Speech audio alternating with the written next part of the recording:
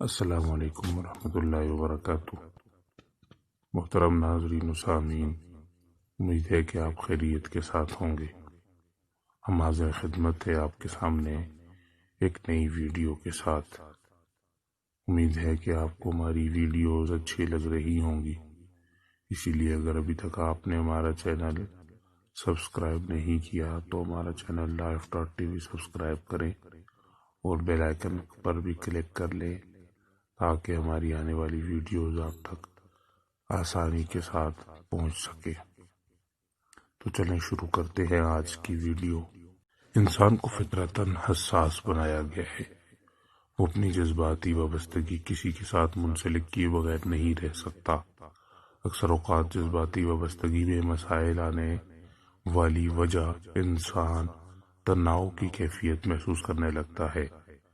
ماہر نفسیات ڈاکٹر ہیبر کے مطابق جذباتی تناؤ کی مختلف وجوہات ہوتی ہیں، جبکہ عورتوں میں اس کی وجوہات عموماً اس احساس سے پیدا ہوتی ہیں کہ ان کے شوہر کے سامنے کوئی قیمت نہیں ہے سوائے گھریلو کام کاج کرنے اور بچوں کی دیکھ بھال کرنے کے علاوہ وہ کسی کام کی نہیں ہیں۔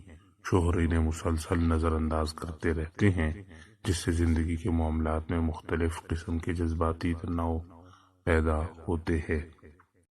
میاں بیوی کے تعلقات میں جذباتی تناؤ کی کیفیت بڑی خطرناک چیز ہے۔ اس کی عموماً وجہ بیوی کا یہ احساس ہوتا ہے کہ شوہر اس سے محبت نہیں کرتا۔ اس کی وجہ سے وہ مسلسل عدم تحفظ اور بے یقینی کی کیفیت میں رہتی ہے۔ اس عدم تحفظ اور تناؤ کی کیفیت کو کم کرنے کے لیے وہ مختلف طریقے استعمال کرتی ہے جو میاں بیوی کا رشتہ ختم ہونے کا سبب بنتا ہے۔ خواتین عموماً شوہروں کے سامنے اپنے احساسات بیان نہیں کرتی، اس کی وجہ سے بھی ان کے اندر تناؤ اور جذباتی خلا پیدا ہوتا ہے۔ اس لیے عورت محسوس کرنے لگتی ہے کہ اس کے شوہر کا اس سے کوئی جذباتی تعلق نہیں ہے۔ واضح رہے ایسے رشتے کو ختم کرنے اور طلاق تک نوبت کا سبب بنتے ہیں۔ اس لیے میاں بیوی کا آپس میں کوئی جذباتی اور احساس کا تعلق نہیں ہوتا، جس کی وجہ سے وہ ایک دوسرے سے اجنبی بن کر زندگی گزار رہے ہوتے ہیں۔ عورتیں جو تناؤ کی کیفیت محسوس کرتی ہیں وہ بڑی خطرناک ہوتی ہیں۔